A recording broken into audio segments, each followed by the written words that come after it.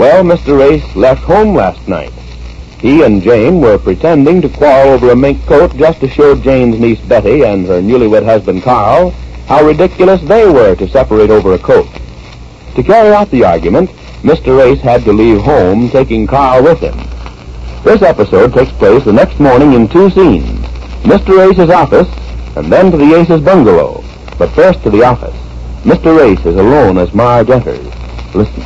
Marge, well, what brings you here? What brings me here? You didn't think I was going through a whole day without finding out how things stand, did you? Well, that's what I want to find out. How are things at the house? Beautiful, just beautiful. You got to hand it to Jane. She's certainly putting it on thick. She is, huh? Well, I'll leave it to you. When she came to the breakfast table this morning, Betty and I were sitting there, and we said good morning, and she stood there and wrung a quart of water out of her handkerchief, so she cried all night. No. Yes. Well, how about Betty? What did she say to that? Well, Betty looks positively miserable. She's taken the blame for the whole thing, but Jane keeps telling her it's not her fault, that she's glad she found out what a beast you are. No kidding. Yes. I tried to calm her down, and then she winked at me. Winked? Did Betty see her? Oh, Betty was busy crying and whimpering that you'd come back. But Jane said she didn't care if you ever did. She kept saying, imagine him going out last night and not coming back. That's the latest he ever stayed out. Yeah, that is pretty late at that, not coming home at all. Yes. Well, where did you go? What happened? Oh, well, when Carl and I ran out, as you know, he was a little bewildered by the sudden turn of affairs, and I think he was kind of trying to make me go back and patch things up. But I kept telling him that he was right about Betty. All women are alike and all that. Poor kid.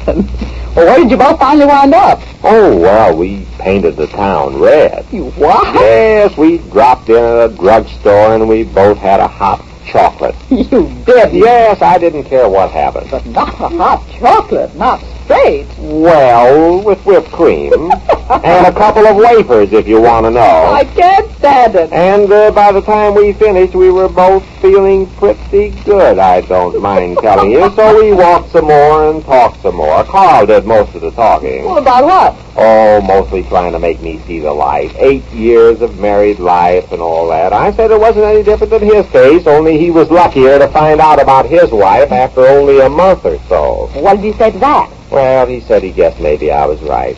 He did? Yeah. Well, that isn't working out according to our plan. Well, not yet, but I think it will when they realize what a horrible example Jane and I are. Well, I hope so. Where'd you sleep? At the YMCA. He has a room there. I took one, too. I left him sleeping there this morning. I don't think he slept most of the night, worrying so much. Well, I hope he isn't worrying so much about you and Jane as he should be about himself and Betty. Well, he's worried about both, I think, although he keeps saying it's his fault that Jane and I had this argument in the first place. That's just what Betty says. Well, we're getting somewhere, aren't we? If we can make both of them realize how silly it is to break up a home over a mink coat. I'll take credit for that inspiration. I was the one that thought of it, you remember? Oh, yes, you certainly did, Marge. And I think that... Well, Carl, come in. Oh, good morning, Carl. Marge, have you had any luck with him? What? He can't break up a home like this. He's got to go back. Oh, yes, that's just what I've been telling him. Nothing doing. But, Mr. Ace, do you realize what you're doing? I do. 8 years of married life just shot to nothing. And over what? Over what? You know over what. You heard what she said last night. I gave her a choice. I said very plainly. I said choose between me and a mink coat.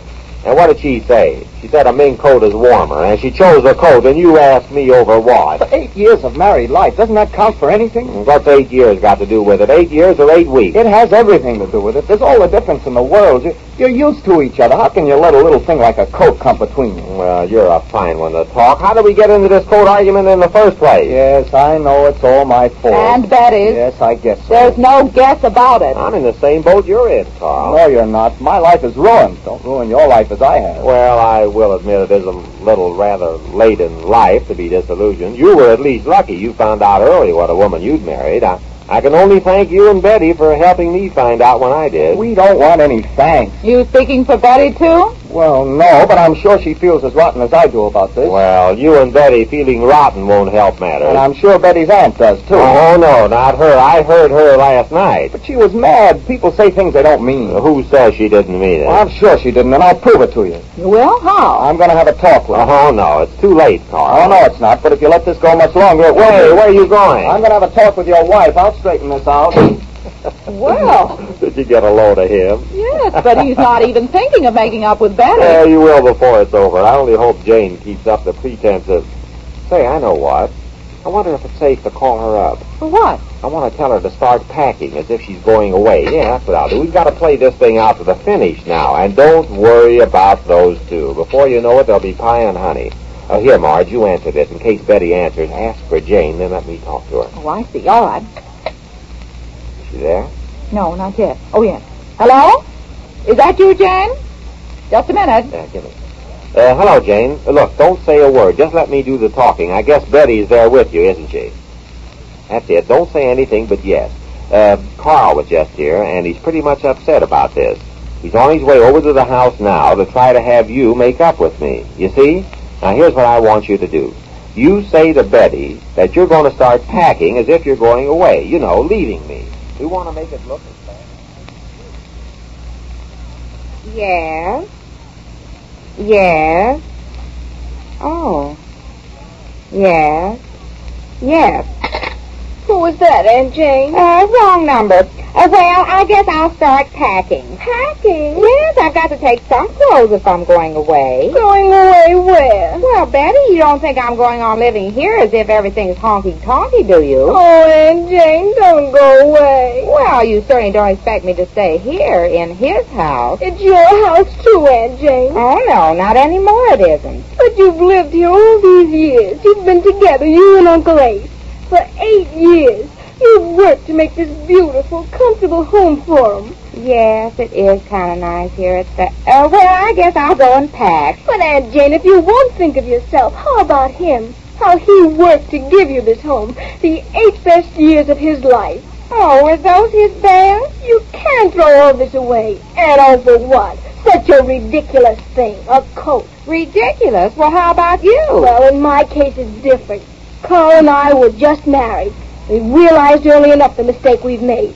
But after 8 years... Well, I don't see any difference. If you ask me, I think all husbands are beasts, especially the married ones. Aunt Jane, how can you talk like that about Uncle Ace? Oh, yes, I suppose you're the only one that can talk like that about your husband. Well, my husband is just as bad as yours, if not less. They're all alike, and I don't care if I ever see him again. Oh, Aunt Jane, you shouldn't say that. Well, you said it about Carl. What have Carl and I got to do with this? Everything. If you two aren't going to make... well, everything. If it hadn't been for you and Carl, I never would have found out about my husband. I certainly can thank you for that. Oh, don't blame me for all this. Well, I've got to pack. Where you go, Aunt Jane? I don't know. I don't care. Maybe China. Maybe home to Mother. Oh, maybe both. What difference does it make? Oh, I can't stand it. You can't do this, Aunt Jane. Please think it over. There's still time. Oh, not so much time. I don't know what time the train leaves for China, but if I want to go home to Mother, there's a train at 12:30. And here it is after 10, and I haven't even started to pack yet. Oh, there's somebody at the door. I'll go, Betty. Won't you change your mind, Aunt Jane? Don't leave him. If you and he could only... Well, Carl, come in. Glad you came. I was just going. Going? Going where? Oh, I don't know. Maybe China. China? Maybe home to Mother. Well, I hope you're satisfied. You see what you've done? Maybe both. I suppose I bought the mink coat. You've broken up a home. I've broken it up. I don't know. What difference does it I wish make? I'd never met you. You've broken up this home. Seems to run in your family, doesn't it, breaking up homes? Well, I guess I'll go and pack. Oh, no, you can't do this. Oh, yes, I can. I'm not going to stay here another day. I know where I'm wanted, and it's not here. Oh, no, I wasn't born for nothing. And I can only thank you, too, for showing me the right thing to do, because if you hadn't had that argument about the coat, I never would have done this. There, you see? Oh, make a wish. You two said that together. Join your little fingers and make a Look, wish. Mrs. Ace, please, won't you stop to think this over? You're only doing this in haste. You'll be sorry, sure, if you leave him. Well, he left me, didn't he? Turn around is fair. Well, I'm going in to pack. I guess I better hurry. Aunt Jane, don't do it. No, where are you? I want you to help me pack. I'm going to China or somewhere. I can't stand it. I can't believe it. My aunt and uncle, after all these years. Well, crying won't do any good. I can't help crying. It's breaking my heart. But this is no time to cry. This is the time for action. We've got to do something. What can we do? They're both so stubborn. Well, now, here we are, two intelligent people. Are we going to let these two wreck their lives? I I'd give anything to save them from it. Well, we can think of something, can't we? Oh, here, use this handkerchief. Thanks. We've got to do something and do it fast. I'll do anything. But what can I do? I'd give anything if they'd get together. Well, we can... Wait a minute.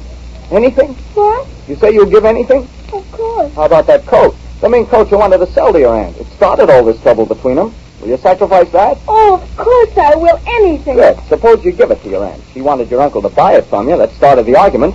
If you gave it to her, you wouldn't have to buy it. That's right. Sure, I'll give it to her. If he'll let her take it. We'll make him let her. Aunt Jane. That's it. Stop her from packing. Aunt Jane. Oh. I wasn't listening. I was just standing here. Mrs. Ace, we've got the solution. Betty's going to give you the coat. Give it to me. Yes, then Mr. Ace won't have to buy it, and you'll have the coat. It solves everything. Now, will you please stop packing and let us put the proposition to your husband? Well, if he'll let me take He it. will, Aunt Jane. I know he will. Can we tell him you'll stay if he lets you have the coat?